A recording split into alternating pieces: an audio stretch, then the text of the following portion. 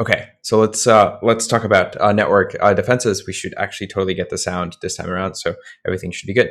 Okay, so um, there's no like awesome patch to what we talked about last time. I wish like I can tell you, okay, if you do this, then everything is good to go. So kind of the best thing that we have for network defenses is to essentially think of how we harden our systems, knowing that these protocols are basically not really helping us. Right. So kind of like the question that we're going to try to answer today is how do we harden a network, which is basically, like a large number of systems against eternal attackers, right? And this is particularly hard because if we look at like real systems, we're going to have tons of different machines running on these networks. And what that means is there's a pretty huge attack surface. But even in your home, this is something to be kind of worried about and something to try to handle. And part of the reason is because you actually have a lot of machines that are connected to the network, right? Like pretty much like things like little things that you wouldn't think that are connected to Wi-Fi, they really are. So if you have, I don't know, like a vacuum cleaner, it's probably now connected to the internet. If you have a watch, it's probably connected to the internet. If you have like an insulin pump, hopefully it's not connected, but it's probably connected, right? So like there's a lot of things that are connected to the network and we have to deal with them. Okay, so like one approach that we can take is we go to each of these network service these machines, and then just turn off the services on the machine that shouldn't actually be exposed to the network. Now, why is this actually hard and not exactly a great idea?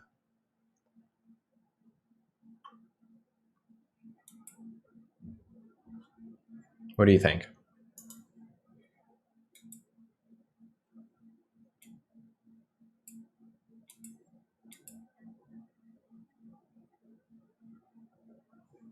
Right. Okay. So like we need them to be on and connected for core features. So there are some things that we just have to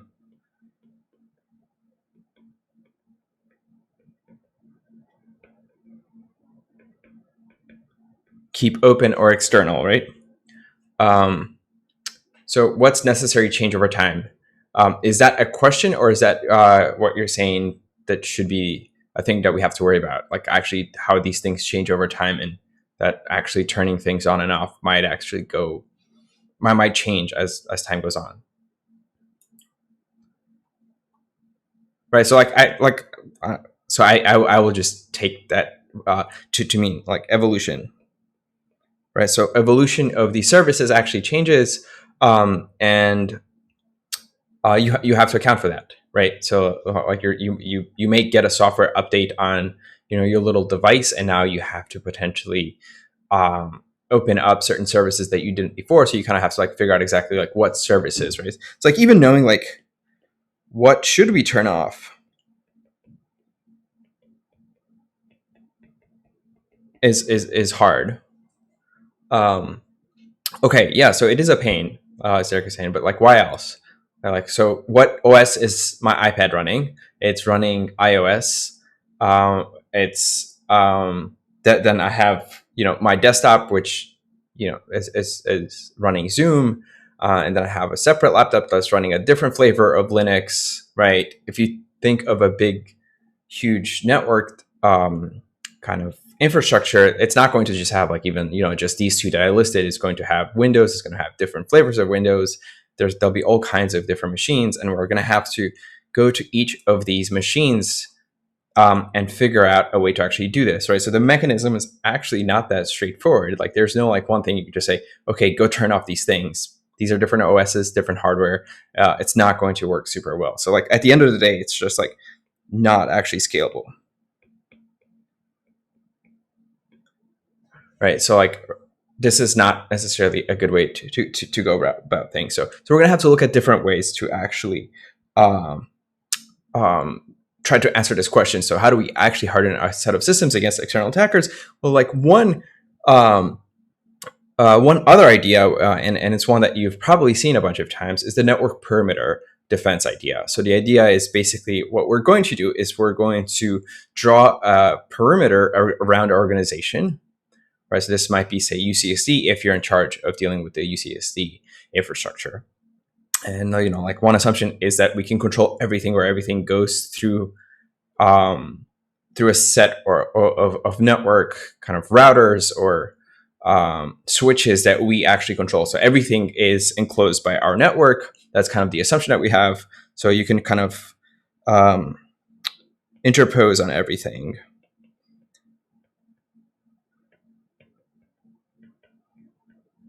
Now, this doesn't necessarily work in practice, like even on a campus like UCSD, right? Because not everybody is necessarily connected to the same network, right? Like you might have a phone, that phone might be connected to the Wi-Fi, but it also might be allowed to talk to um, hosts on the internet through your 4G or 5G phone, right? Like, so it has the other radio, so it can totally bypass that. And like, even if we try to like lock things down, it'll be actually hard to do this at the perimeter level because you've escaped the perimeter by having essentially a phone that can talk to towers that are not under our control.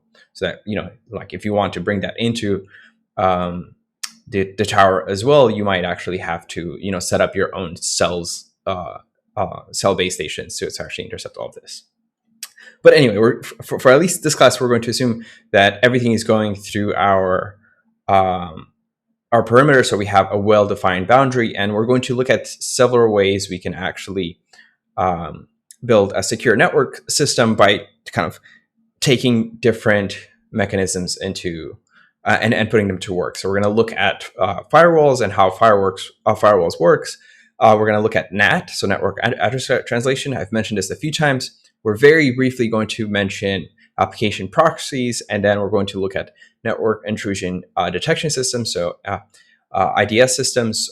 These are sometimes also called network intrusion prevention systems, and how these different four ways of trying to build more secure networks actually is done in practice. And we're briefly going to touch up on two other things that people actually do, namely how do we actually find vulnerabilities in our network and try to catch them before the attackers do. So we're going to look at some offensive stuff that people actually do.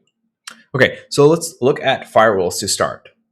All right, so like what problem is the firewall addressing? Well, really what we're trying to address again is this protecting our network from other parts of outside of our perimeter, right? So typically what we really care about is to protect our network from the global internet, right? So we're going to want to actually have our own organization, have our perimeter, and outside of this is the wide internet. And our assumption is that this is generally where the attacker lives. Sometimes when you're setting up firewalls, you do care about the attacker potentially compromising some of your machines. And kind of like the goal here is you want to just be a good internet citizen and not have your machines participate, in botnets and things like that might take down, somebody's website because your machines are compromised. We're also just generally worried that if your machines get compromised, that internally like spreads more, and that might leak sensitive information. So kind of, or send like be used to send spam. So sometimes you do care about the attacker being within the organization, but for at least this class, we're going to assume that the attacker is outside of your perimeter, right? So okay, so to solve this problem, basically what we need to do is we need to filter, and that means like block or sanitize or even limit network traffic that's coming across this perimeter. So we're going to have to try to do this. How are we going to do this? Well, it really comes down to like answering two questions. So first, like, what do we actually filter for, right? How do we define these firewalls? And where do we do the filtering, right? Like, do we do it in network or do we do it on individual machines? So what we're going to look at is two different kinds of firewalls. So the first one is personal firewalls. So these run actually on your machine. So they run on end hosts. And Norton has one. Windows, I think, has it built in. I think OS X now has it built in. On Linux, you have kind of a Swiss Army knife of things that you can set up to similarly set up a firewall. And kind of the nice bit about these end host firewalls is that you can actually take application or user specific information into account, right? Like what's running on your machine, how to set up these firewalls, and we'll see exactly how these play out in IDEA systems too. And the other one is the network firewall, right? So, okay, so like the network firewall doesn't actually run on individual hosts. It runs at the network layer, so at the actual perimeter between the internet and your organization. The idea there is we're going to intercept communication from like pretty much everybody that's internal to our organization. So before they get any traffic, we're going to make sure that that traffic is actually okay, right? So we're going to talk about the different benefits of each one. But before we do that, the thing that's kind of like worth thinking out, even within these two classes of firewalls, there's different ways we can do the filtering, right? So like one is to take a filter-based approach. And the idea here is, well, we know what IP packets look like or what TCP packets look like. So we're going to look at these packet headers and make decisions based on those packet headers. So we're going to set up some kind of access control policy based on these headers and use those to allow or deny traffic or rate limit and so on and so forth. And the other one is potentially proxy-based. So this is more typically done on individual end hosts or servers. And the idea here is instead of looking just at, say, IP headers, we're going to actually take into account some application semantics, right? So we can have, for example, an HTTP web proxy that intercepts HTTP traffic, not IP traffic, right? And the reason you might want to do this is because you don't have to think about, how IP packets are potentially fragmented and like what HTTP looks like at a lower layer, right? Like when it's presented to you at the HTTP layer, you know that this is an HTTP packet, right? So like whatever was done below doesn't really matter. What you want to actually operate on is this HTTP level thing. So you can do a kind of higher level policies at this application layer, and they can be less crude to some degree and more fine grained. Okay, so we're going to look at all of these in this lecture, and we're going to start with network firewalls. So again, the idea here is we have the internet on the right-hand side, and the firewall is the thing that we have sitting between us and the local network. So kind of this is the thing that's on our side of the perimeter. And again, kind of our goal is to filter or block bad communication coming from the internet. And we're going to do this by looking at packet headers, but also by disallowing services that are internal to our network from being exposed to the outside world, because everything is exposed and kind of becomes pretty hard for us at this layer to figure out, like, should I be allowing this kind of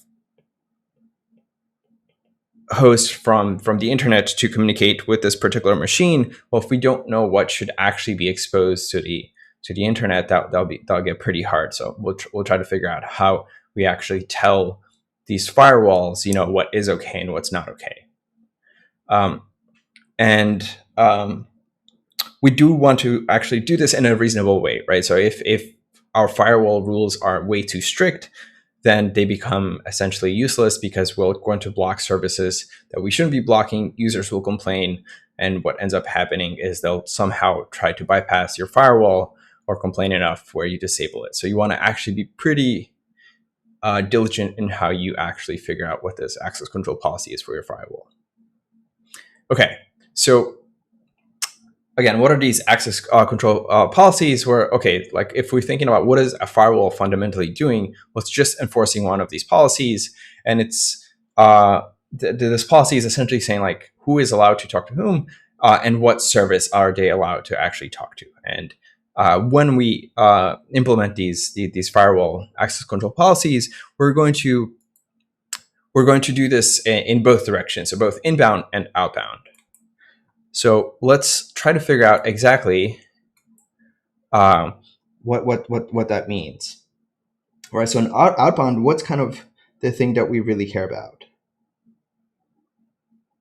Right. So like what do we mean by actually distinguishing outbound from inbound? So what is an inbound connection?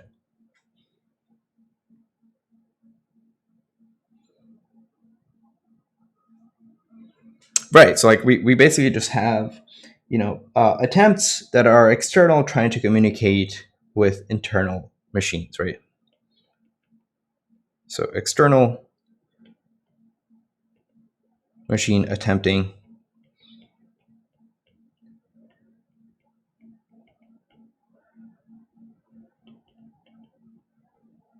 okay, and outbound is the opposite, right? So we have some internal machine trying.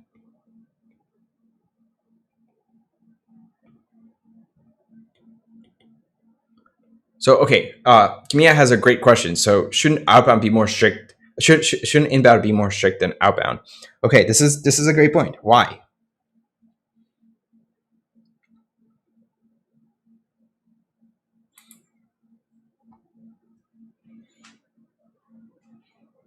Yeah, the internet is a weird place, right? And what we care about is to protect what's inside the perimeter, right? So like typically what we want to do be is actually pretty restricting on the inbound, but somewhat permissive on the outbound, right? We do sometimes care about the outbound because again, sometimes machines do get compromised, and when they get compromised, um, well, like you have your machine sending spam, right? So like that's also like a pretty bad situation to be in. But in general, like we really want to be strict about the inbound, and that's usually actually easier too, right? It's much easier to have a policy that says, I only have a web server running on this machine, so I can, block network traffic that way. So this can be, it's like both more important, and sometimes it's easier to specify policy, right? Um, for outbound, it's a little bit trickier because we don't necessarily know if the network request to whatever endpoint on the internet is actually okay or not. It's pretty hard for us to figure that out. Like there are some cases that we obviously can, but in general, it's much harder to set up a useful policy for the outbound. Okay. So again, like it's conceptually simple to actually do this, right? So really what we want to do is allow inside connections to any service, but the external users are restricted, right? So it's exactly what you're saying is like we want to actually make sure that connections that aren't meant to be external can't actually be accessed outside of our network perimeter, but allow those that we do want to be external, right? So if I have a web server, it should be okay for external people on the internet to access the thing, but they shouldn't be able to say talk to my internal web server or my internal SSH server or file server or so on and so forth, right? So I might have machines that internally run servers, and they should only be within my organization, not everything. Okay, so let's actually look at what these policies might look like. So we can take essentially two different approaches. One is the default allow, and the other one is the default deny. So what is the difference between these two?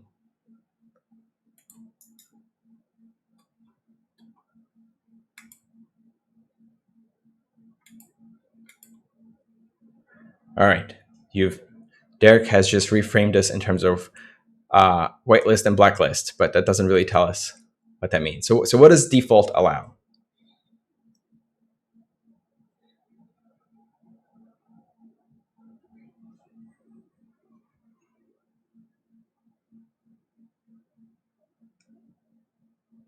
Right. So like with default allow, we're just gonna like basically allow everything,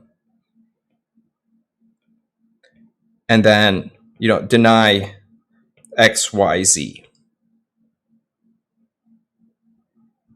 Let's see. So is there a list of default things that are defined to be safe? Yeah. So that's a great question. So okay, before we actually answer that question, let's go with the default deny, which is deny everything, and then allow X, Y, Z. Right. So in this world, in the default deny world, what we're basically saying, like nothing is actually okay. The only thing that's okay is services X, Y, and Z, where X might be HTTP, Z might be DNS, and I don't know, Y might be FTP, let's say, right? So basically, like this server is a DNS server, an HTTP server, and an FTP server. Everything else should be closed. Like you should not be able to talk to any other service on this particular machine. So okay, this happens to work pretty well on on web servers, but it gets a little trickier if you take just like arbitrary end hosts, right? So if we take arbitrary end hosts, sometimes we do want to have the above policy, and sometimes we take a different approach depending on whether this is inbound or outbound, right? So to Kimia's question, is there a list of default things that are deemed to be defined to be safe? That's a really good question. We have no idea, right? So like, what does it mean for something to be safe? That totally depends on what the machine is actually doing, what services that you need to run. And even then, it's actually like pretty hard to try to spell out what it means to be safe, right? So sometimes that's why we have a default allow policy, which is like, you know what, like everything is all good. And we typically take this approach with outbound traffic, right? Like you're allowed to like talk to anybody on the network on any port, but you might not let your machines send traffic on port 25, right? Because port 25 is mail, and you probably don't want your machines to send mail except from your actual mail server, right? So like in that case, for outbound traffic, you might want to actually have a default allow, but in most cases, you want a default deny, right? So why is this?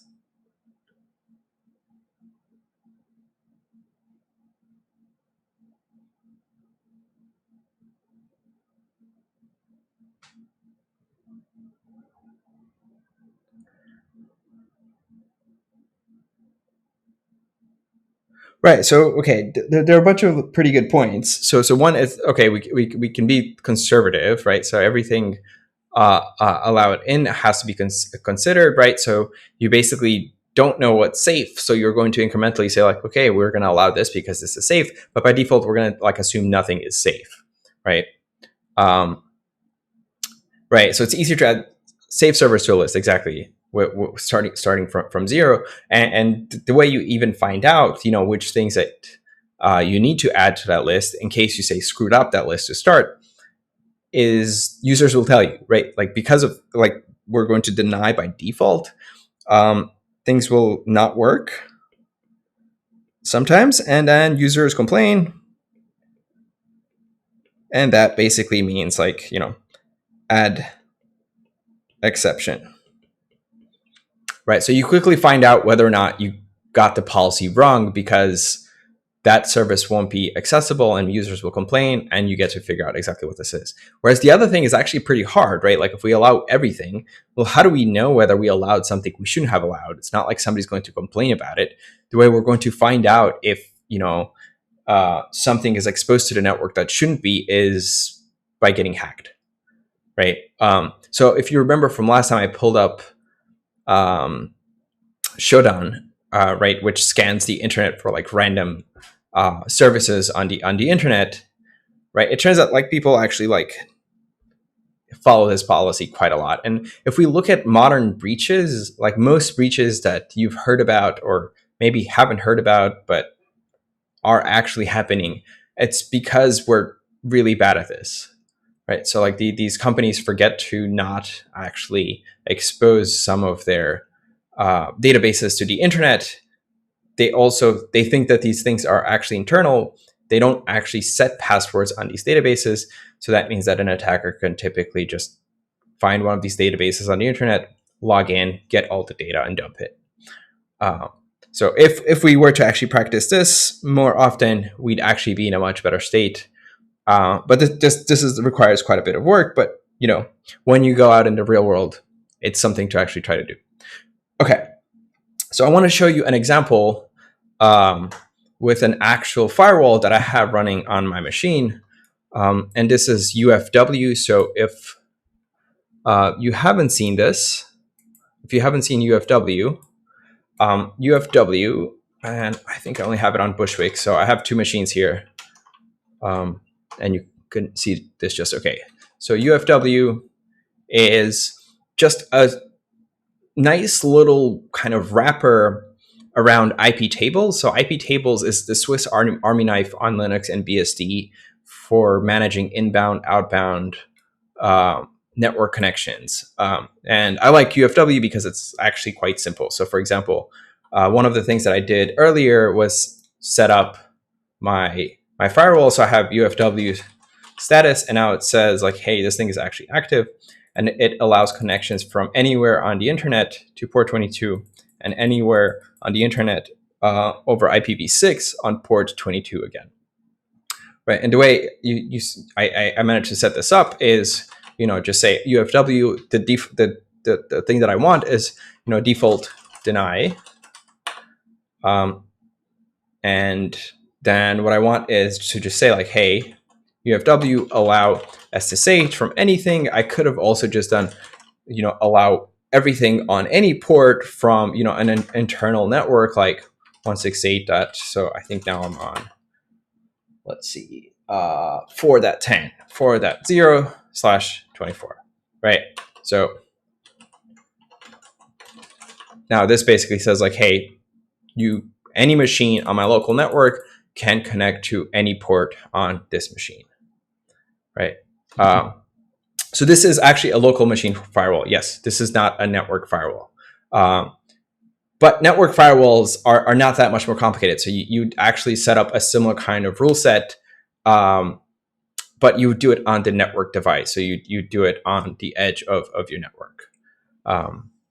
Okay, so that's UFW in a short nutshell. I guess I can also show you here IP tables. So IP tables is the thing that UFW ultimately uses, and you can kind of see it here by looking at things like the chain rules. So with IP tables, you have a bunch of chain rules, and this kind of these rules say what your network is allowed to do or not, right? So for example, here we're saying like we're accepting TCP traffic from anywhere to anywhere on this particular port. And actually, like one thing that was totally not clear from the UFW interface is that the 22, when I just said 22, it included UDP. So this is actually something I did not actually want, right? Because for SSH, I'm assuming SSH is over TCP. Otherwise, that'd be a little weird. So this is really something that we should have fixed. So let's see, UFW, if we can do, say, just TCP, right? So here they have a way of just specifying like, hey, if you do /TCP instead of just 22, that would actually just be port 22 on TCP, not UDP. So we'd actually have nice, slightly tighter control over exactly what we're allowing from the outside internet. And I think as this man page is actually showing, right, like there's a bunch of somewhat interesting bits here. Like you can actually have rate limiting. You can also reroute things. So you can actually route traffic from one point of the network to another. And this is kind of how you can use this thing to build a network firewall by actually like using, the underlying plumbing of IP tables to talk about the different machines on the network. Let's see. So we have some questions here. What do you mean by chain rules? Like something is allowed and things allow other things. So with IP tables, the way we specify policies is with a bunch of these chain rules, and you can have specific chain rules that are for like inbound, for outbound, for all kinds of different things. So I don't want to get into IP tables. I would encourage you to actually like just go play with it. But it can get really, really kind of gnarly and complicated. This is why tools like UFW are actually really nice. So is that known as port triggering, or is that something different? It's different. So port triggering and the chain rules, like chain rules can be about arbitrary things, so they don't have to be about port triggering. Would I recommend using an antivirus with a built-in firewall protection? I don't know what that is. So what is an antivirus with a built-in firewall?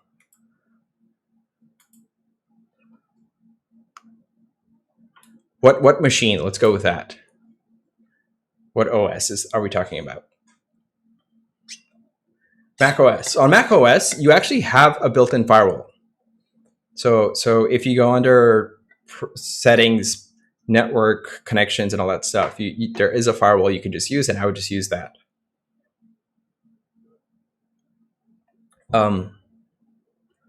And on Windows, I have zero advice for you. I'm sorry. It is an OS that I have maybe I've ignored for the last decade or so, and I will unfortunately continue to do so, even though it would be good to have an answer to that. So if that's the built-in firewall for Windows, then I would say yes.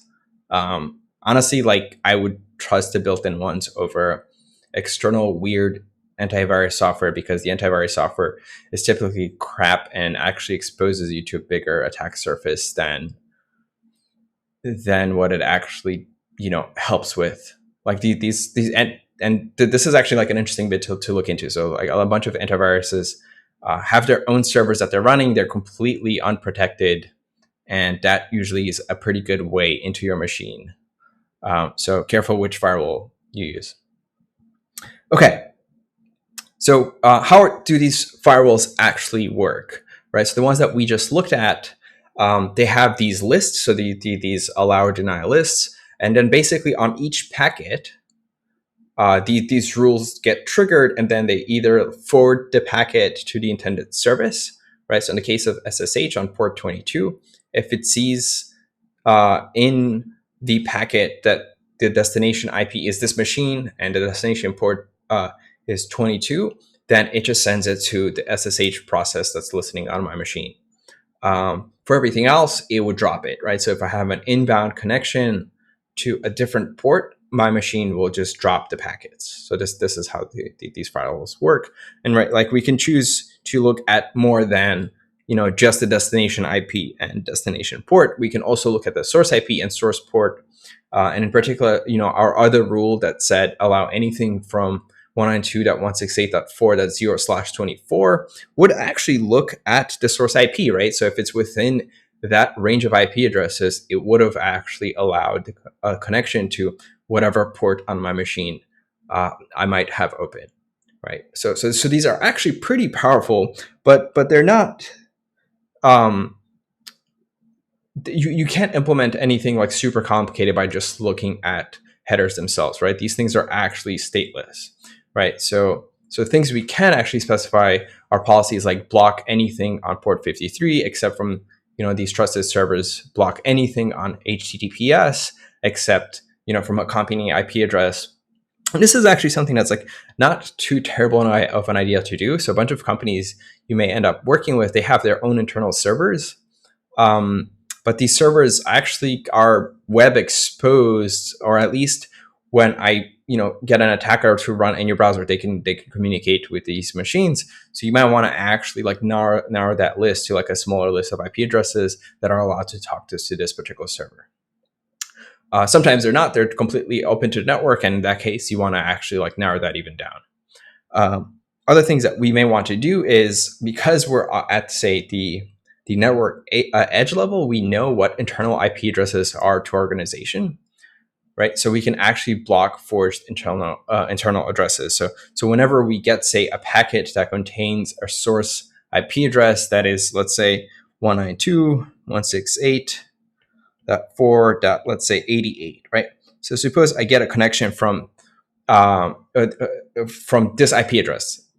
Right, but I know it's actually not from this IP address because it's coming from outside the internal network, right? So I have the public internet, but I get a packet into my organization that has this IP address, right? And I know that actually can't be a real IP address because this IP address is an internal IP address, right? So I know it's actually a forged IP packet, and I can just drop these because those are pretty much always attacker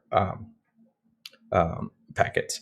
Okay. So what are some limits of this approach? So if all we do is look at the headers, what can we not do with this? Why might we actually want to keep around some state about, say, the TCP connections that are created on top of this IP layer? Okay, so A, we might want to check for some kind of tunneling. Can you explain what that means?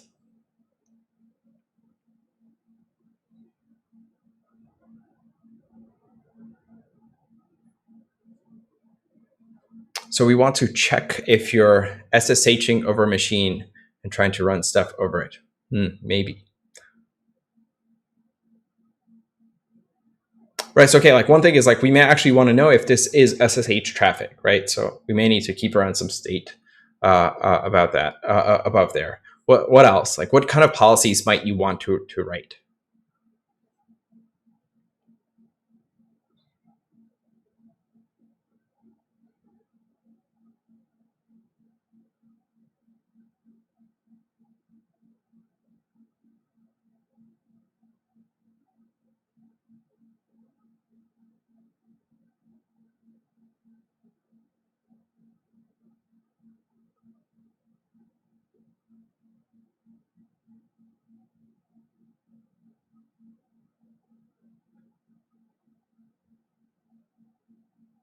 So only allow an incoming connection if it was requested by an internal computer.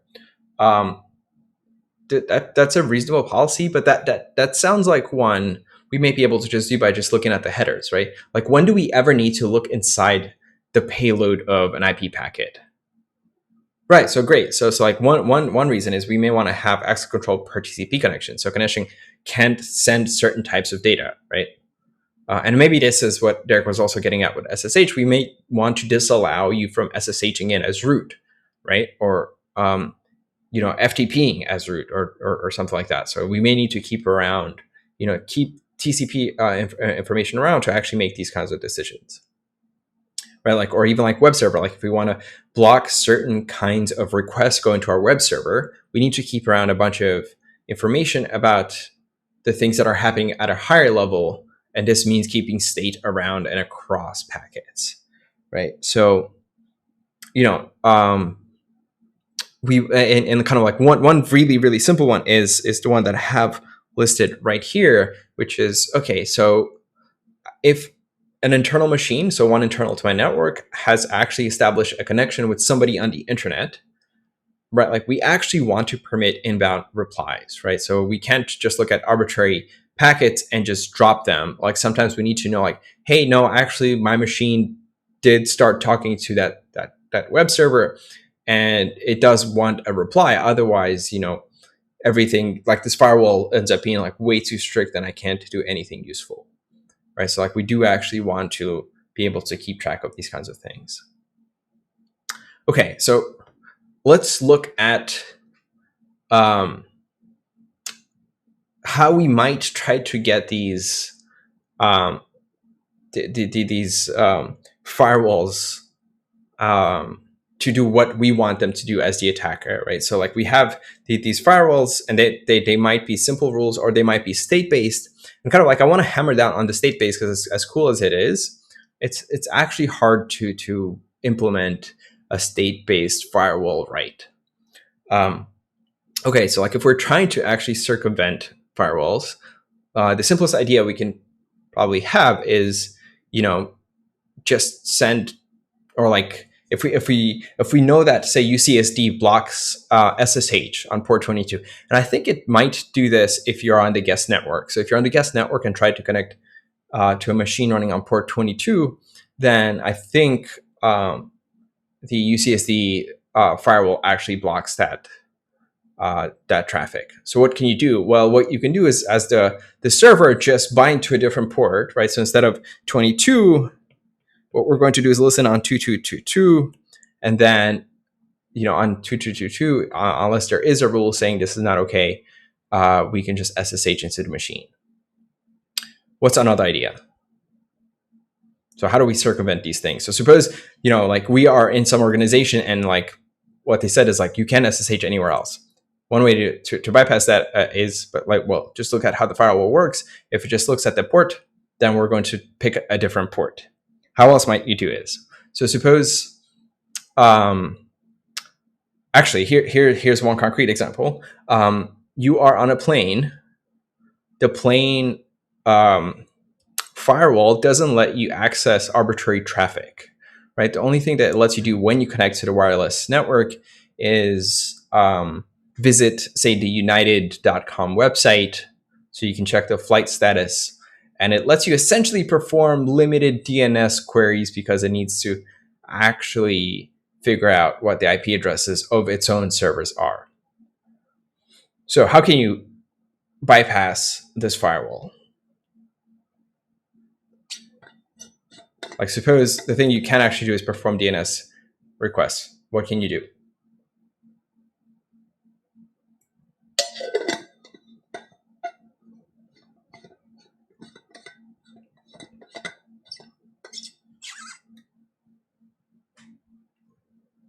Can you browse arbitrary websites?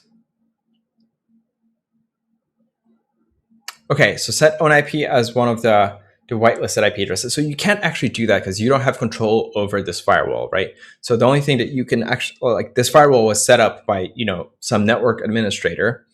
So like, you have no control. What you're trying to do is circumvent this thing.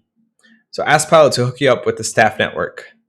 All right, that's one way to do it. If you're if you want to take a social engineering approach, that could work. It probably won't work because that'll get them in trouble. What you can do is something closer to what Warren and Joshan were saying, which is, okay, run your own DNS server and then send packets to your DNS server, right? And then essentially on your machine have a thing that can translate DNS packets that are just well crafted to, say, do HTTP instead, right? So this is what Iodine actually does. So Iodine is actually a pretty interesting tool. So it basically encapsulates IP over DNS. So you can do like full IP, so TCP IP or UDP IP over DNS. And part of the reason actually this thing even exists is to circumvent the exact application scenario I'm talking about, which is like some of these Wi-Fi networks let you access DNS but nothing else. So what do? Well, you basically just tunnel everything through DNS, right? So what we're going to do, essentially how these things work is we're going to have, these DNS packets, and inside of the DNS packet, so, the source is my machine, the destination is your remote server running, say, Iodine, and this is a DNS packet, so it's UDP. And what we're going to do is we're going to make a DNS query that's well crafted that essentially contains an IP packet within. This IP packet might itself be, TCP, which might be, HTTP. So it's pretty inefficient because we're like, doing IP within IP, and we're doing it over UDP. So it's like actually like unreliable still. But you can do this. And then once you get it to your server, which is, IP address I, this server responds back with a UDP query response that contains, the HTTP response. So this is what Iodine does. But you do need to run your own DNS server for this to actually work. There are tools that kind of do this for you. The other thing you can do is say tunnel things over SSH. Right. So this might actually be just in general useful because say you're on the at home actually, like, so this is one of the cases where it's actually really useful. You're at home, you're trying to access an academic paper, right? And this actually is not so great. So why don't we actually do that? I'm going to switch to the web browser here. And I'm just going to go to ACM. I don't know, let's see. I have some ACM paper here. Okay, so this is a paper. Let's see if okay, so in order for me to access this paper, I have to log in, or, I have to probably pay a bunch of money to actually do this. And this is kind of annoying because UCSD actually does this for you, right? So if you were on campus, you would be able to use the UCSD network to get access to this paper. So one thing we could do is we can pull up the UCSD VPN, which essentially does this kind of tunneling. But I find the UCSD VPN to be kind of gross. So what I'm going to do instead is I'm going to set up a DNS tunnel to one of my machines. So I have, let's say, I have probably something not from too long ago. Let's see, Bed-Stuy. There we go. Okay, so this is setting up. So it's creating an SSH connection to ELK on the UCSD network. And then let's see what the flags -n are. So one is -n, don't execute a remote command, just forward ports. And -d is going to say, hey, we're going to actually set up a local port 1080. And this is the thing that's going to, we'll be able to actually forward all traffic to. So let's actually execute this.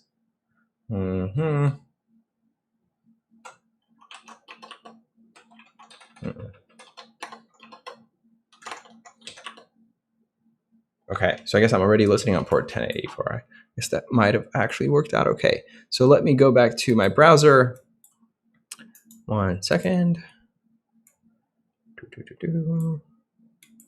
Okay, so I have my browser here. So I'm also going to just show you, we're going to look at like, what is my IP, pull up some website. this website said, hey, your IP address is this. Now what I'm going to do is I'm going to configure my browser to instead forward all the traffic to that machine running on UCSD.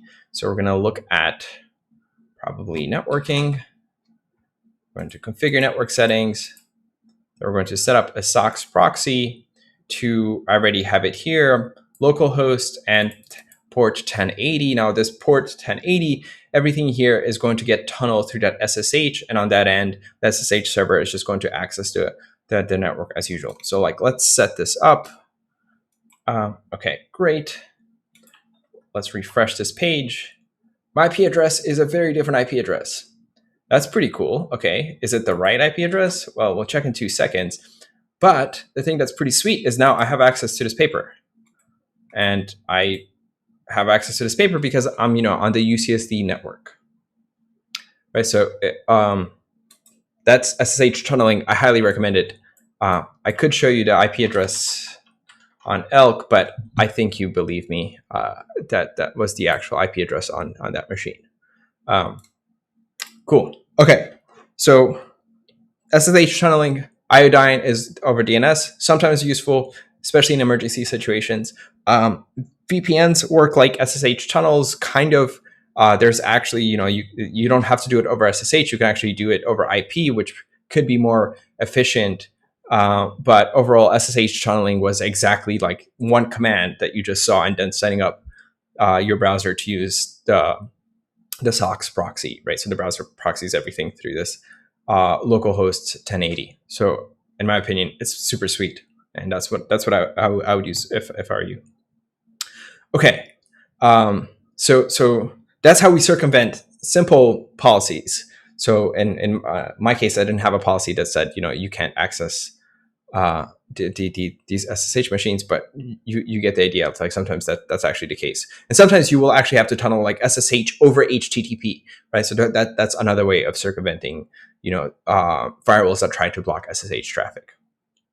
Okay, now let's look at stateful packets, which might try to be more clever about this and actually inspect packets to apply certain policies. So one policy might be like, we're going to just disallow any login attempts as root, and this might be, for example, because you have an FTP server and you want to disallow root logins, it might be over SSH.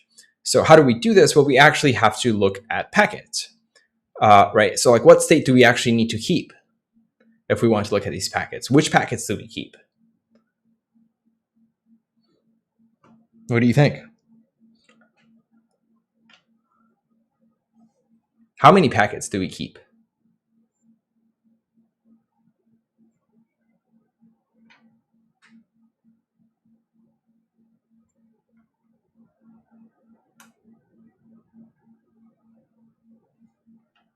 So let's forget about encryption for a second, right? So like, suppose the thing that we want is a firewall that just disallows logins as root for FTP. How would you go about implementing this firewall?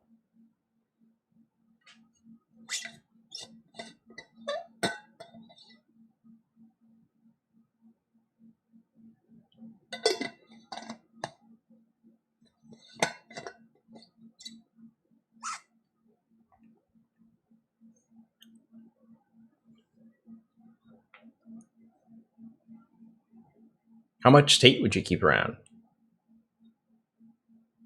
That is how many packets?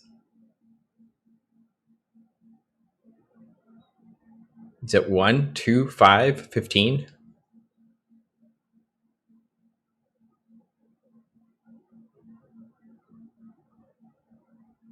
It's hard to actually try to answer this, right? So like, one seems like maybe okay, right? Why not?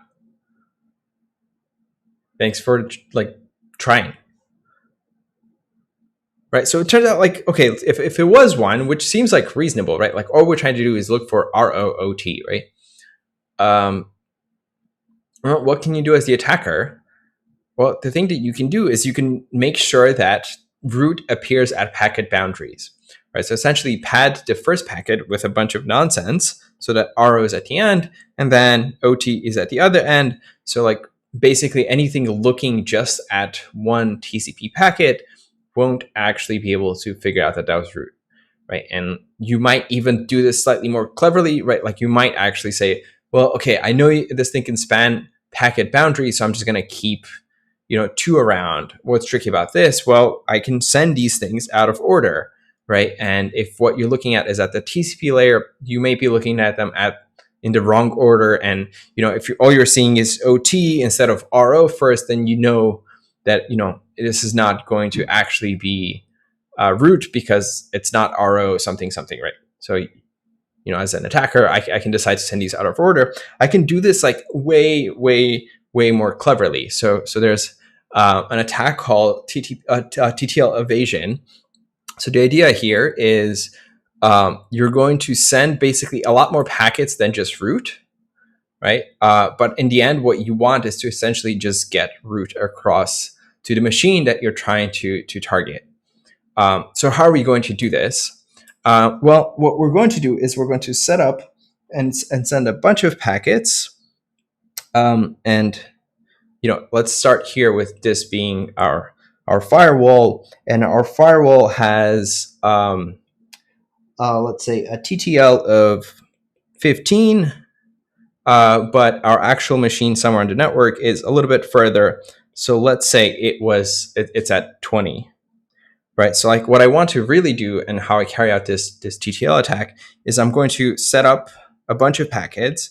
Let's say I'm just going to split up root into its individual single, character packet. But I'm going to have a bunch of other ones, like let's say A, B, Z, so that it basically doesn't look like root. But what I'm going to do is I'm going to set up the TTL for these different packets to have different lifetimes, right? So what my essential goal is to get just root across to this machine. So that means getting these across all the way. So the way I'm going to do that is I'm going to set a TTL that's as long as that machine is, or slightly longer, right? So I can just set like a TTL of 22 for these packets. But for these other packets, I still want the firewall to think that I'm sending something that's not root. So it's, AR, ZOOTB, and so on, right? So like that looks nothing like root. So I want this thing at 15 hops away to still think that it's inspecting a completely different stream from root, right? So I'm going to set, the TTL for A to like, let's say 16. For Z, let's say 16 again, and B, 16 again. And what this means is like, this thing ends up seeing this whole stream, but the things that only make it this far out are actually root because, the thing in between here that's supposed to look at the TTL and decide whether or not to forward that particular packet will actually drop it because our TTL will have expired, right? So this is like another thing that you'd have to worry about, right? As the firewall person doing the configuration. So how do you do this? Well, this gets really gnarly really quickly, right? So this is pretty hard to actually do. But that's not to say that people don't, right? So people do actually have firewalls. They just tend to be pretty hard to get right on the network. So how do you know what to set the TTL to for the packet? That's a really good question. So one way we can actually figure out how far we are from a particular machine with traceroute. So if you remember last time, I briefly mentioned traceroute. So traceroute, let's say elk.sysnet.ucsc.edu. This essentially figures out how far this machine is. So I know I'm 16 hops away from that particular machine. I can, if I want this thing to drop packets, I'll set it to 15 instead of 16. And the way you figure that out is essentially you send packets beforehand and you change the TTL as long as like on each hop with a little bit longer until it gets to the destination thing that you care about. So let's see. Cameron asks, can we mandate that string root has to be in all the same packet and force all clients to do that? So it's really hard to do that, right? Like these kinds of things that I showed you here, or even on this slide, these things can be done by anybody on the network, right? Like fragmentation can just happen.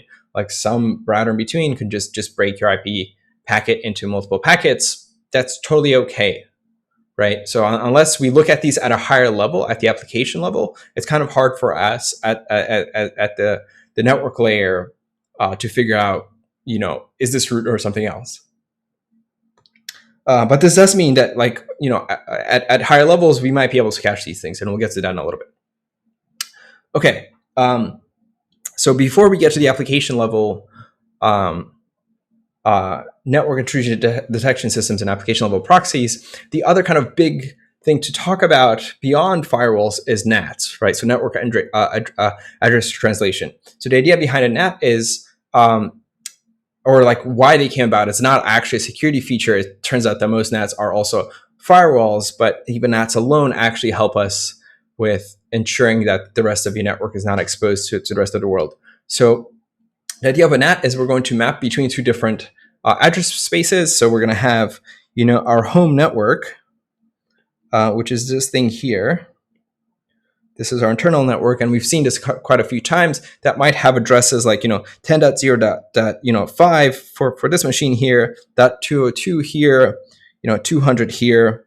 But you could have picked any of the other addresses that are private subnets. So 192.168.whatever. Those are perfectly good internal IP addresses, right? So the way NAT works is, to the external world, we have one IP address, and then internally we might have, say, 3 IP addresses, and kind of this NAT device, which is typically your home router, is the thing that maps,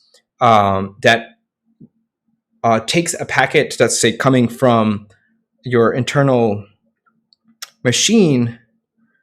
So this is coming, with the destination of 10.0.1, and let's say the destination IP address is, whatever, Google's IP address, like 8.8.8. So what the NAT device does is it actually strips this thing when it gets to this point here. So here it actually presents the source IP address as, 2.3.4.5. So that's the actually public IP address instead of, 10.0.0.22 when it sends it to 8.8.8.8. When it gets a reply, it can map it back and send the reply over to the right machine we'll figure out how it actually does this. But again, like externally, we look like one machine. So if you want to actually talk to somebody, that'll actually be like a little tricky, right? So it's easy for us to make outbound connections, but how do we make inbound connections to these particular servers? Like that might be running, say, on this smart doormat. Right. So this is kind of like where, like, essentially by hiding behind one public IP address, trying to talk to some internal machine is actually pretty tricky because you don't necessarily know what that IP address. So there's no way for you at this layer, right? Before, like as the attacker, there's no way for you to craft a packet that says like, hey, I want this packet to go to 10.0.0.5, right? That's meaningless when the NAT device like tries to translate that particular thing. It knows that it's coming from the external internet, so we'll just say like, go away. Like, why would I ever let you send in IP packets with my own internal network IP addresses or any of these private subnet IP addresses? Does that at a high level make sense? Right. So at this layer, we can kind of detect whether somebody's trying to talk to a particular machine and essentially just disallow it by looking at very simple destination IP addresses, right? Because like we're the ones translating public IP addresses to the internal IP address, right? So like everything should be destined to 2.3.4.5 and never to one of these IP addresses. Okay. But we need these things to actually do something useful. So the way NATs work is they internally keep a table that contains the client IP and the client port. And here, the client is one of the internal machines, and it also contains the NAT ID.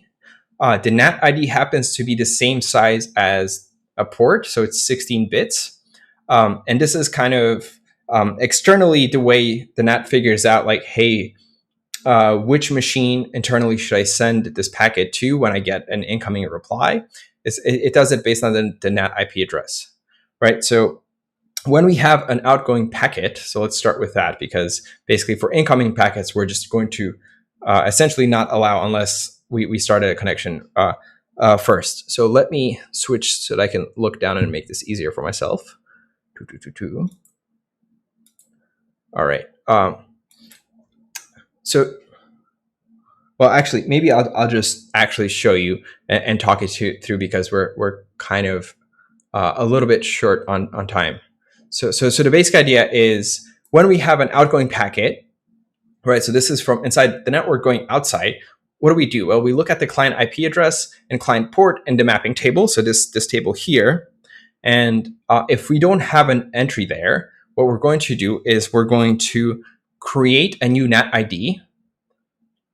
Okay, so we're going to create a new NAT ID. We're going to add an entry into this table. And we're going to replace the source port, right? So the source port is the port of our client with the NAT ID, right? And the NAT ID is going to be the public port that we're going to use. And we're going to also replace the source address, because the source address is a meaningless internal private subnet address, with our public address, which is 2.4.5, right? So what happens if we already have an entry in the table? Well, that's this case statement here. So if we actually have an entry there, we're just going to look up that IP address, and we're going to use we're going to look up the NAT ID address, and we're going to use that as our port number, right? So we already created a thing in this table. We're just going to reuse it, and after 2-3 minutes of inactivity, we're going to remove entries from this table. This allows us to actually reuse public ports on our NAT device. Okay, but we actually need to create the connection from the external to the internal machine. How do we do this? Well, when we get a reply, so when we get an incoming packet, we look up the destination port. So we have some destination port, right? And we're going to use that as the NAT ID to look up the machine that we should actually be sending this particular packet to, right? So if we find it, we're going to replace the destination address and the port with the client entries from the mapping table, right? So this is how we can map back to our exact machine. And if it's not found, well, then we're just going to actually reject and drop these packets, because we know that this connection was not initiated from within our own internal network, right? So for us to actually have communication with the external world, we have to start this communication, right? So this is kind of essentially a really nice firewall by construction, because it basically says hey, the only streams that I can have are the ones that I have created. You can't try to connect to any machine internally on my network, because there's no way for you to actually get one of these mappings. So can we ever run out of NAT IDs? And if there's a lot of systems on the network making many requests, they'll need lots of ports. We totally can run out of NAT IDs, but there's 65,000 of them. So that's quite a lot, right? So it would take for you to you basically at that level, if you're exhausting the 65,000 ports, you're running a serious network infrastructure. You should have multiple public IP addresses and multiple NATs that you can use. So how do strict, moderate, open NAT types relate to this? So I don't know what those qualifiers honestly are. So my guess is, so NATs get quite a bit more complicated. And actually, maybe we can talk about that a little bit, right? So I only really mentioned the pros, not the profs, which is kind of the security benefits, that we only have a connection to an internal machine if it was established from inside. And the other benefit is, well, we can use many machines to the same public IP address. The downside is sometimes we need to actually have a slightly more relaxed rule. Sometimes we actually need to be able to connect to a machine internally, right? So we may actually need to open a port on a particular NAT and say actually, if we go back to this diagram, I may have a server.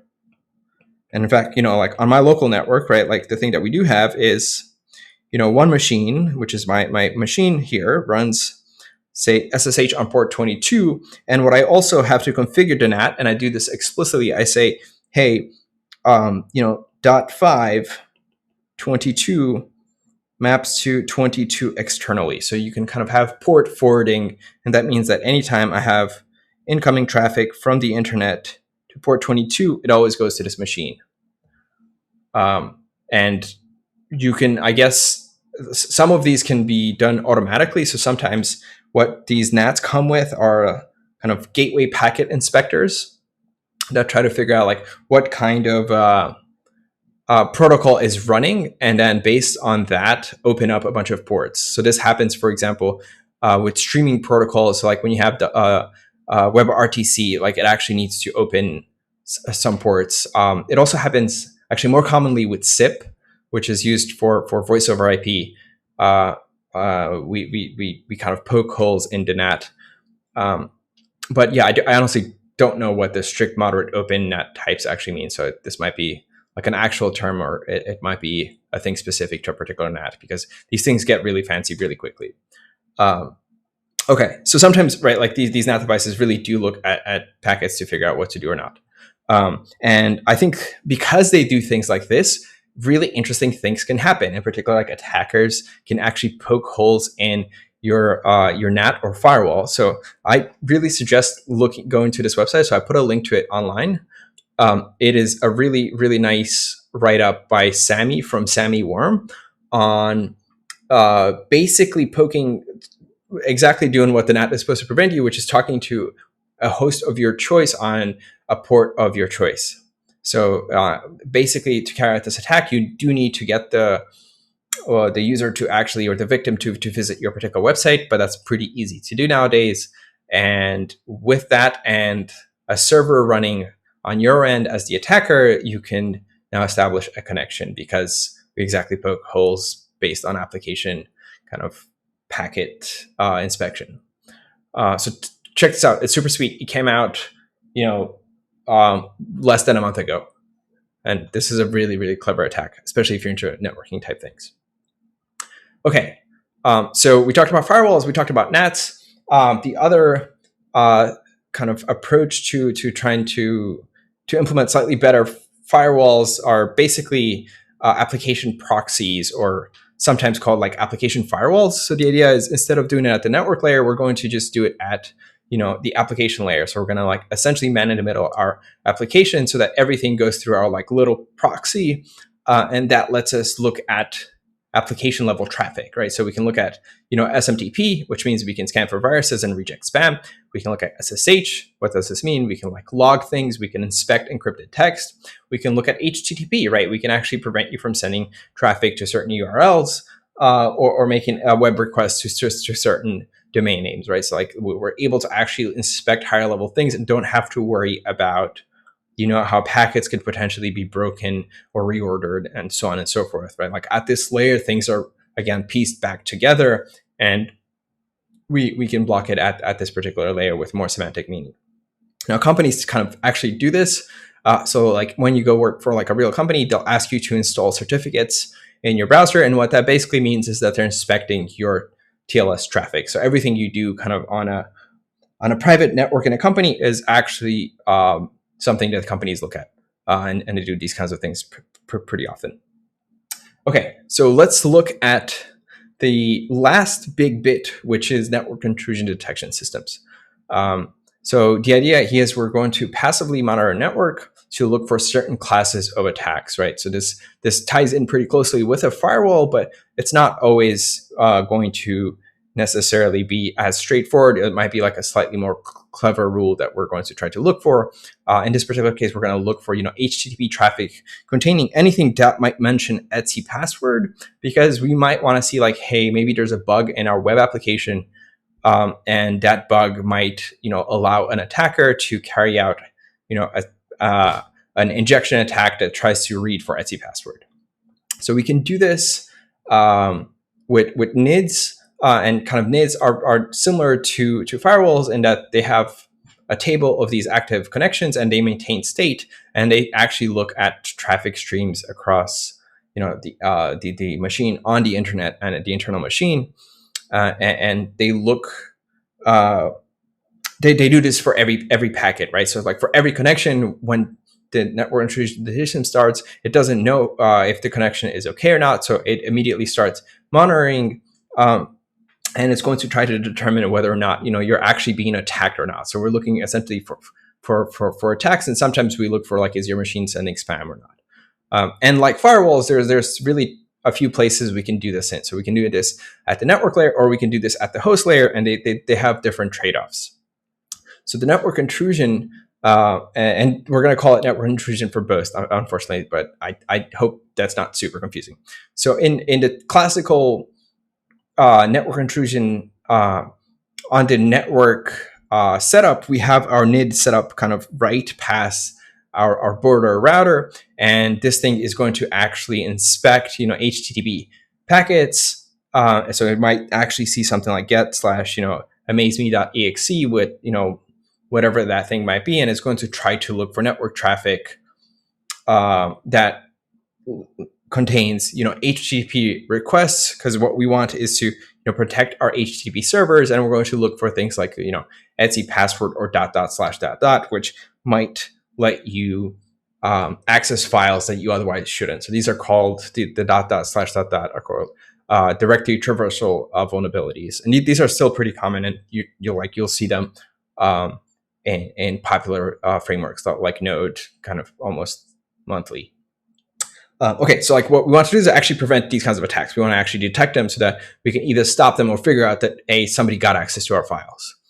So at the network layer, this is kind of interesting to do because, okay, like we get some awesome benefits, right? So first, we don't need to modify any of our end systems, so we don't have to go modify our servers. We don't even need to trust them. It also means that if we have 10 servers, we get the benefit of a single network intrusion detection system. It also means we need to manage one thing instead of 10 things. The downside is that this is super duper expensive, right? So if we have, say, a 10 gig link, this basically means that we get to spend roughly a couple of nanoseconds per packet, right? So that's actually not that great, right? So like doing this super fast is actually really expensive. And there's a paper at OSDI this year. So this is like one of the top systems conferences on how to actually scale to, say, 100 gig network intrusion detection systems, just because like this is actually like really hard to do. And doing it just in software just doesn't actually end up working, it turns out. The other downside is because we're doing this at the network layer, there are certain evasion attacks that are going to just be fundamentally possible, right? So like we can't have complete analysis. Again, we're looking at network packets. Even if we look at HTTP, it's not necessarily the thing that ends up actually getting parsed by our HTTP server. So you don't actually necessarily get the same semantic meaning of the packets that the application interprets. Moreover, there's just like certain things like, escape characters that are really hard to actually try to make sense of at this network layer, because you might have, Windows servers and Linux servers, and what .. / actually means is totally different between these two different servers. So you could flag all these packets, but that might mean you're actually taking down some Windows legitimate connections. But if you don't block it, then you could potentially allow for an attacker to actually get through. Right. So really, like, there are actually like semantic meanings that we really care about. Even things like etc password like doesn't actually make sense on a bunch of OSs. And what this means is we're going to potentially have false positives if we're being too conservative in our policy, but false negatives if we're too permissive, because we may actually be allowing for attacks that that we could have otherwise prevented, but didn't want to because it was raising too many alarms. Right. And there's like all kinds of different encodings that can make the semantic meaning super complicated, and it could happen at different layer, right? Like even so, this is like a meaningful thing at the URL encoding layer, but that ends up, so even if we handle that, we still need to handle the Unix semantics, meaning for how the file system itself, right? So when we go for the from the application to the file system, what .. / actually means. might depend on whatever Unix machine you actually have. Right. And the kind of maybe most interesting bit, or at least one of the ones that I think is pretty serious to think about, is now we have encrypted traffic between your web server and clients, which means we're running HTTPS, which basically means now your network intrusion detection system actually has to be able to decrypt these packets if it wants to inspect HTTP traffic. When what this basically means is we have to give it our key. If we give it our secret key, suddenly your network intrusion detection system has the ability to pretend it's the web server, which is not necessarily bad because you're trusting it to detect attacks. But this thing is literally designed to look for attacks, and all it does all day is handle untrusted packets, right? So like that's a really scary attack kind of surface to introduce into your network, as opposed to just trying to do this at a slightly different layer where you may not need to actually trust it with your keys, right? And that case is essentially the host-based intrusion detection system, where instead of running it on the network here, we run it on each server instead. So each server runs its own essentially network intrusion detection system. The nice bits here is that we can actually bridge a little bit of the semantic gap that would be hard to actually bridge at the network layer. It also means we don't need to intercept HTTPS because we're doing this at the application layer, right? So like by definition, we're doing this after the packet has been decrypted. The downside here is it's also actually expensive, right? So we have to do this on each server, and there's still some things that are just fundamentally things we don't know how to deal with, which is when you go from your web app to your OS, things like .. might have different semantic meaning, and you might still get these wrong. So this is still, something that you have to think about.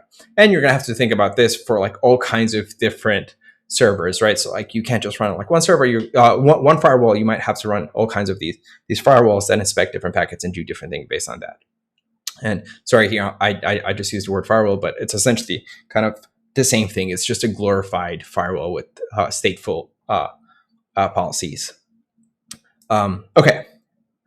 So this is also like pretty good for servers, but like less so for just other kinds of end systems. So I think I'm going to go for like a little bit longer, maybe roughly 10 minutes. If you need to take off, just come back and watch the video at the 20 mark. But it shouldn't be much longer. I just want to give you some more examples of these different approaches to building slightly more secure network systems. Okay, so what's an example of one of these intrusion detection systems? Well, one that I have is running on the machine that I showed you earlier is super simple. All it does is it looks for ARP connections, and it's basically just looking for ARP traffic and trying to figure out like, hey, has somebody's MAC address actually changed? And if it has, then you should email the sysadmin to make sure that that was actually intended or not, right? So like one of the things that we noticed internally in our network, and this was, I think, last year or the year before, is that there was actually some weird thing internally where like our machine was actually changing MAC addresses when it really shouldn't have. So this was the ARP watch. So this is a really simple one. It just uses PCAP, which is the same thing that Wireshark and TCP dump use to actually listen for ARP packets, and it maintains these connections locally and keeps track of the IP address and MAC address mapping and alerts you when things have gotten weird. Another approach to implementing one of these host intrusion detection systems is to just look at logs. So you can do log analysis, and then as long as like these different servers log enough information, you can analyze the logs to see if there has been any attack, right? So this is awesome because it's super cheap. Servers log all the time. There's no escaping that you have to worry about. This was kind of done by the server, so the server knows what .. actually means. So you don't have to worry about weird encoding and application semantic meanings. You get that essentially for free. The downside is, if you're seeing this, it might be too late. You might have actually gotten owned, so you can't necessarily block attacks. Like sometimes you can because, you might have machines trying to SSH into your box and you just see that they keep trying and failing. you can do that, but that's not always necessarily the case. And again, like we may actually have to worry about some semantic things, but maybe the most interesting bit is if the attack was done well enough, the first thing that attackers or reasonable attackers do is they clean up the logs, right? And there's like essentially like attacking tools that do this for you, where they go and clean up a bunch of the logs so that it makes it hard for sysadmins to later look at the logs and try to figure out what was actually going on. But still, this is really cheap and a really quick way to actually set something up.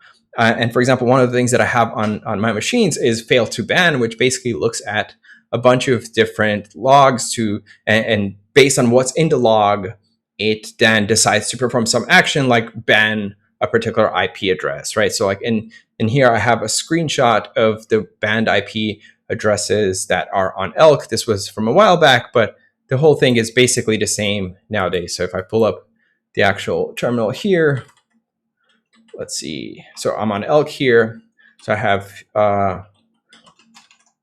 let's see, failed to ban client status. There's still a bunch of IP addresses that have actually been blocked. And if we look at, say, IP tables list, these are the same IP addresses that we just blocked. So the way this thing works is looks at the logs. In this case, it looked at SSH logs. So a bunch of failed attempts, and then it blocked all these IP addresses. So added them to the deny list, and then disallow everything from these particular IP addresses. It's not great. It is a deny approach, but it's actually like pretty reasonable because like at the very least, you can make sure that those machines don't ever talk to you. This is error prone. You can totally get this wrong. So for example, like one of the nice warning bits, if you look at the fail to ban,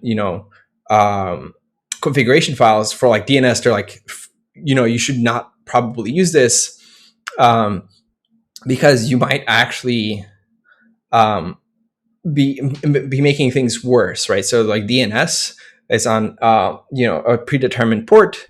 It's totally unauthenticated. So what can happen? Well, the attacker can just send DNS queries as if they're from your own IP address or some IP address within your network. So they can force the source IP. You have no way to tell whether or not that's actually happening or not, because this is a firewall that's actually or an intrusion detection system on your local machine, not on the network. So what happens? Well, if this machine keeps sending you bad packets, what you're going to do is you're going to block that machine. And if that machine happens to be one of your own machines, suddenly you denied DNS from one of your machines, or even your own machine that is the DNS server itself, if you haven't properly looked at this rule. So you need to actually like pay attention to these rules, but in general, they're like a pretty useful way to get pretty cheap intrusion detection system based on log analysis. The other thing whenever we're thinking about these different intrusion detection systems, the things that we have to keep in mind are the false positive and false negative rates, right? So the false positive basically says like, hey, we're learning about a no problem. False negative is basically like, hey, we're actually failing to alert about a real problem. And in practice, we have to actually balance the rate of false positive and false negatives because they can have pretty negative consequences, right? So like you don't necessarily want a system that has 0 false negatives if the false positive rate is actually pretty high, right? So like let's actually just briefly think about this, right? So is say a false positive rate of 0.1 and a false negative rate of 2% actually good? What do you think?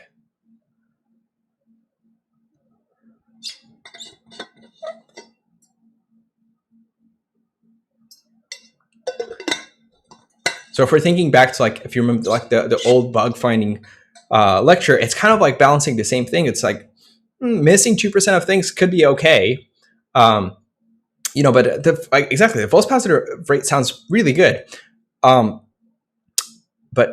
it depends, right? So like a 0.01, a 0.1% sounds low, but if you're say at Google scale, so you have thousands and thousands of machines and attacks are actually happening, at really high rates, suddenly 0.1% is a lot, right? Like and if the cost of looking at one of these alerts, requires an engineer, that's actually like a huge deal, right? Like you could potentially be just spending time dealing with false positives at this gigantic scale.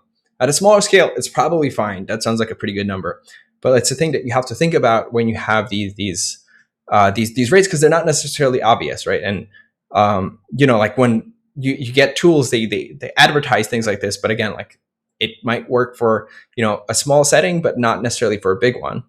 The same goes with 2%, right? Like missing 2% of attacks sounds not that bad, except if you think about the cost of missing. And if the cost of missing is like huge in terms of like money or time, then it might actually still be worth having a false positive rate that's somewhat high, even at this scale, because the other thing might be like much worse. So there's kind of like an economic thing that you have to think about. And honestly, like, because it's a people thing at the end of the day, a people thing, like people burn out from looking at alerts. So if your tool keeps saying, this thing is an attack, but it's not, they're gonna, like, after some time just burn out and get it wrong anyway. Okay, so the last two bits are vulnerability scanning. So the idea here is don't detect attacks, don't try to prevent them, just carry out attacks. Right. So this is like another way to try to actually answer the original question we started with, which is how do we harden these network systems? The awesome of carrying out your own attacks is, well, it's accurate. If it works, then it found a real problem. It can prevent actual, attacks if you get there before the attackers. And you can basically ignore kind of everything else because these things are realistic attacks. So this is kind of like what you do in a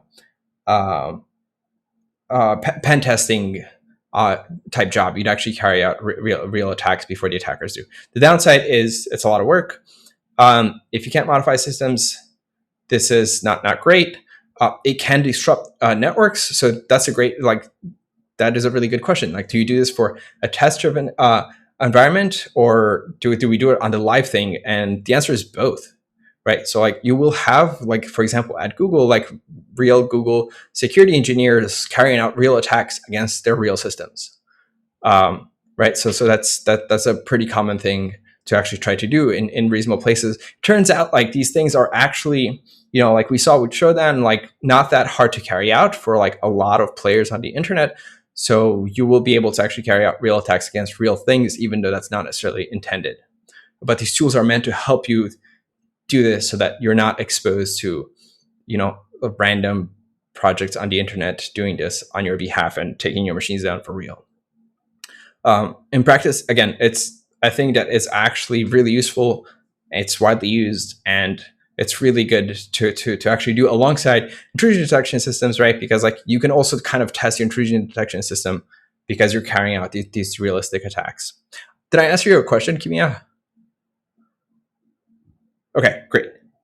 Okay, the last bit, which is kind of tied to the vulnerability scanning, is to set up a honeypot. So the idea is like set up a fake system that doesn't have any real operational purpose, and basically like have the attackers go to that system. And this is kind of like one way to try to catch attackers, is by having almost deliberately vulnerable systems that they can actually attack.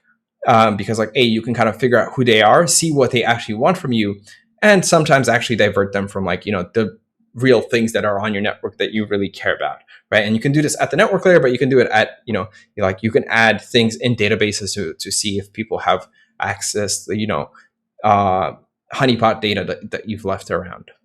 But this really only works for like massive kind of wide attacks done by script kiddies, not by dedicated attacker. A dedicated attacker can usually tell that they're, part of a honeypot machine that they just actually got access to.